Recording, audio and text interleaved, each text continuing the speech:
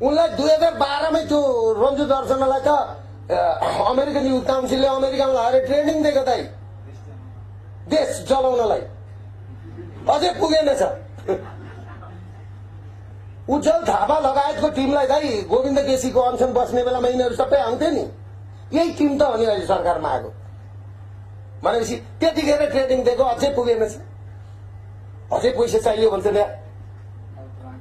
अब त पैसा बाँकी छैन, अब त डढाउन के को लागि ट्रेनिङ गर्नु, अब के बाँकी छ र डढाउँछ।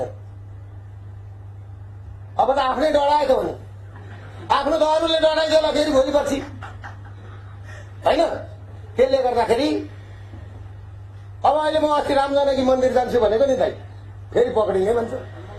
माता जानकीको दर्शन गर्न जान्छु भन्दा यिनीहरूलाई कत्रो डर। त्यसले गर्दाखेरि यो डर भनेको के हो भन्दाखेरि अन्त्य हो यिनीहरूलाई। र म यहीँबाट भन्छु, छिमेकी दुईटा मुलुक छन् नि, यी छिमेकी दुईटा मुलुकको नि पुल सुल यस्तो बफर जोन मैले बुझिनँ।